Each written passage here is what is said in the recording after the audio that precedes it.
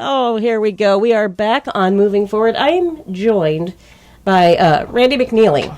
How are you? I'm doing great. How about yourself, Amy? I live in the dream now that you're here. I'm telling Well, good. you what. Well, I just kind of want to talk about, quick, if you don't mind, sharing with people who you are. I know Jim Elias sent me your book, and I've only got one chapter through, but I'm just really excited about it because it is World Kindness Day, and your book is all about being kind, correct? Yeah, my book is the Kindness Giver's Formula, and that's exactly right. It's a book that's a call to action, and it provides a simple set of steps to help people develop the daily intentional habit of kindness giving.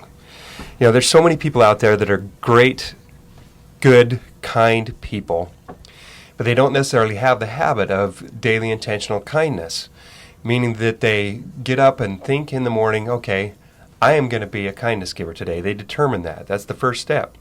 And then they think and plan about how they can be kind. They think about their day, who they're going to be with, where they're going to be going, what they're going to be doing, and think of opportunities that they might have to be kind. And then as they go throughout the day, they look for and act on those opportunities. Now, I use the term plan usually, loosely I should say. Okay. Because you plan things, but, you know, how can you plan kindness? You never know what's going to happen. Right. You think, I might be in this situation, I could do this, but that situation may not unfold the way that you think it's going to. And more often than not, if you're actively looking, you'll come across things that will totally take you by surprise, but will give you an opportunity to do something simple to bless somebody else's life. Yes. And then, you know, when you do that, and I can speak from personal experience, when I am following the formula, when I'm following those steps, and I am able to do something simple to bless somebody else, I always, always, always feel better inside. I always feel good.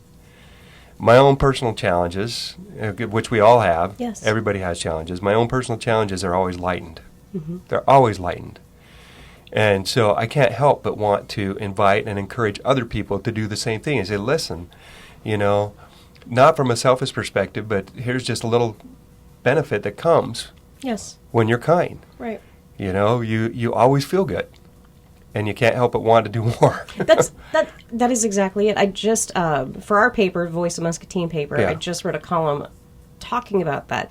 You don't have to be a perfect person to be kind. In my own little editorial, I was talking about how, you know, when I'm not at work, there are days where, you know, I'm speeding. I want to get home, and that person's really slow in front of me, and I'm really mad, and I just want to get home. So, you know, and then I could tell myself, no, that's not who you are. You're not going to be that today. You're going to be a nice person, and they're going to take their time, and you're just going to follow them.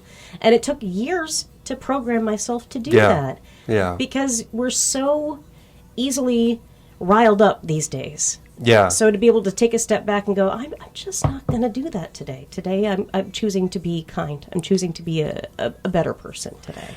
Well, it's interesting. You say, you know, we're so easily riled up these days. You know, that's a big part of why I wrote this book. You know, it's we live in a time now. We're in the digital age, and you've got 24/7 access to the news, to social media, to stories on the internet. All these things bombarding us, and unfortunately, hate, anger, divisiveness, all those things almost always take front and center stage. Yes.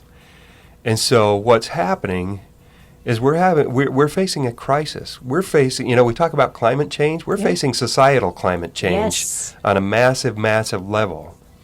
And so light, love, unity, and peace are being displaced at an exponential rate. It's almost like a tidal wave of darkness, of hate, divisiveness, and contention is washing over not only the United States, but over the world. Yeah. So what's the antidote to that? You know, kindness isn't the only solution, but it's a big part of the solution. Yes. And that's why I wrote this book, because this message is vital. And it's the interesting thing is, it's not just me that's doing this. There are so many movements out there going on right now. In fact, yesterday I had the opportunity to talk with the CEO of World Kindness USA. His name is Michael Lloyd White. And I just became a member. I became a member of World Kindness USA, and I am now a Goodwill Ambassador for them. And so as I learn more. I'm still getting my feet wet on world kindness, but I'm going to be talking to the local leadership here in Muscatine, the mayor and council members and things about, and invite them to look into becoming a world kindness city and being able to, have Muscatine on the map as one of the few right now, but soon to be, hopefully, the many world kindness cities. And so, there's a lot of movements going on out there. That just recently, UCLA, there was headlines in the newspaper, $20 million grant given to UCLA to establish what's called the Badari Kindness Institute to study the effects of kindness on society. Wow. And you've got big organizations having kindness celebrations. People magazine just came out with their very first kindness issue. There's all kinds of movement going on in the kindness realm. When something isn't tangible, it's just an act of being. It's and people are focusing on that for once. I think that's wonderful. If you notice, if you go out and look at all the stories that go viral, most of them have something to do with kindness. Those are the ones that make you cry. Yeah. Here's a perfect example, just on Halloween. I'm a part of I have a kindness givers group on Facebook, and I'm also part of, I can't remember the name of the group right now, but it's put on by Leon Logothetis, who is the producer of a show called The Kindness Diaries. In that group, there was a video posted of this little boy on Halloween night. This family has their garage open, and they have a security camera and has recorded all this. The little boy comes in, he's, "Oh, there's no candy in their dish." And he scratches his head for a second, then you see him reach into his own bag and put a whole bunch of candy in the dish because there were a bunch of other kids coming up behind him. That post, in like a matter of 10 hours, had several million views. I'm all misty, though. Because people like those kind of things. People like those kind of things. It feels good to watch those things. It does. Yes. And the beautiful thing is it inspires people, I can do something simple like that. I want to do something like that. My whole drive in the book, focus in the book is, and this is what the focus is for World Kindness USA, is we can change the world overnight through collaboration. I call it the beehive effect. Bees, individual bees, visit thousands of flowers. Mm-hmm. They fly thousands of miles in a short lifespan of 4 to 6 weeks. In that lifespan, they only produce 1/12 of a teaspoon of honey. 1/12.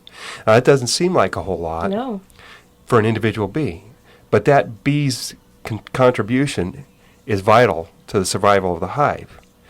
You take a hive of 60,000 bees working together, they can produce anywhere from 70 to 100 pounds of honey in a year. That's a lot of honey. It is. Where would we be without it? Now, let's flip that and think about, our own individual acts, our own 1/12, if you will, may not seem like a whole lot. But think about the cumulative effect of hundreds, thousands, millions, and I'll say even billions of people getting up every day and thinking, I'm going to be kind today. And then going and, thinking and planning, looking and acting, and then inviting and encouraging other people to do the same thing. Mm-hmm. I am fully convinced that committed kindness givers could change this world overnight. Yes, absolutely. Well, there's something to be said, like if you're waking up in the morning and you're making that conscious effort to be kind, you immediately a smile comes to your face. It already feels good to know that you have good intentions for that day. And like you said, that day some things could go bad, some things could go well, but it's all about attitude, and it's about keeping that kindness in your head, sharing it, and then you just feel good. Even if you're having a bad day, I try to tell this to people that are listening too. If you're having a bad day, change your perspective and do something kind for somebody else. Your day will change. Yeah. It's all about your attitude. Yep. So, Yeah, and I have a couple things. I'm writing a new column for the Voice of Muscatine called Kindness Corner. Yes. And in it, I'm going to be sharing stories of good people who are doing simple things to be kind. It doesn't take, you think about it in sports, when somebody's an all-star, they always have to have the right stuff. They always have the right statistics. They have to have, the right combination of variables in order to make the all-star team. And it doesn't matter what sport you're playing. In kindness, you can be a kindness all-star the minute you choose to be a kindness giver and take action. Yes. You're an all-star right from the beginning. No special qualifications, no special routine or anything you have to go through. You can be a kindness all-star today. And I want to give your audience a challenge. I want to invite you to do an experiment for a week. Just for a week.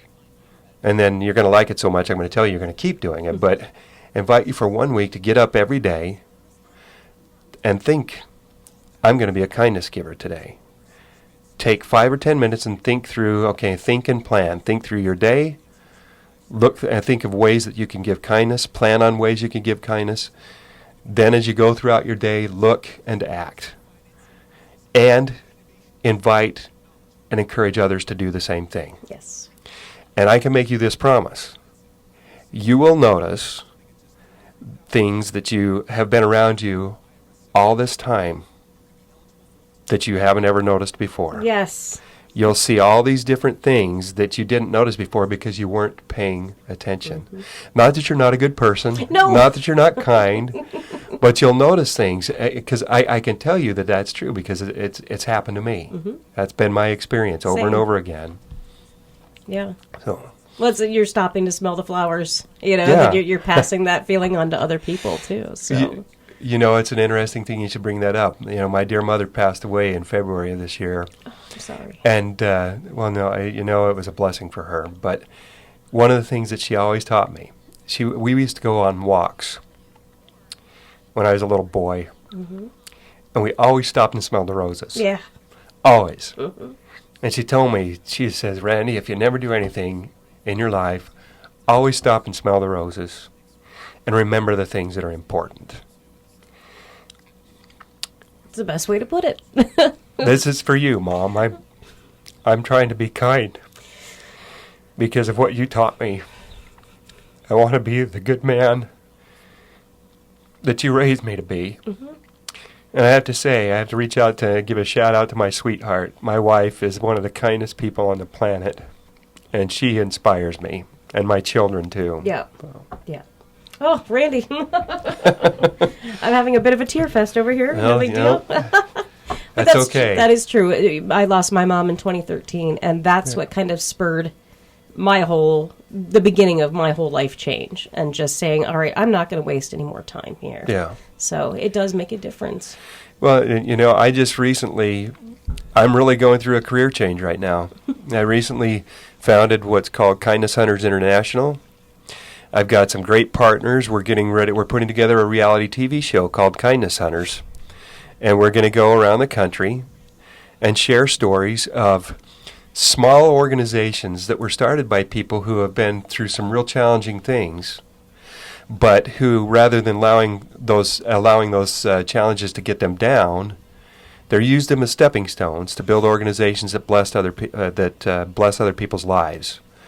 And so we're going to give them some exposure and give them a chance to get their stories out there, and we're going to give our audience a chance to give back.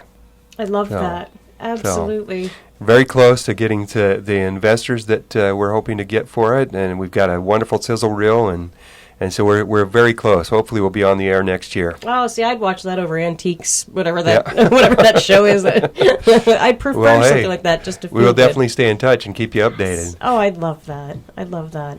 Randy, the name of your book one more time? The Kindness Giver's Formula: 4 simple steps for making a transformational difference for good. And how can people get your book?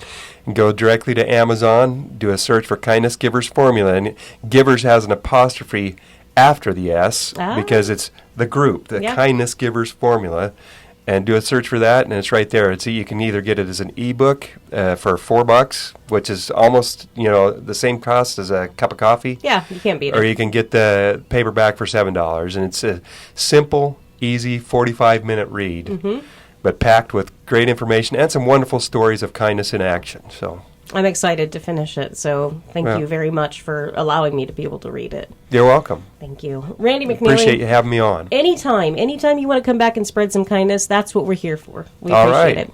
Thanks. Thank you. Well, you've been listening to Moving Forward right here on the Voice of Muscatine.com.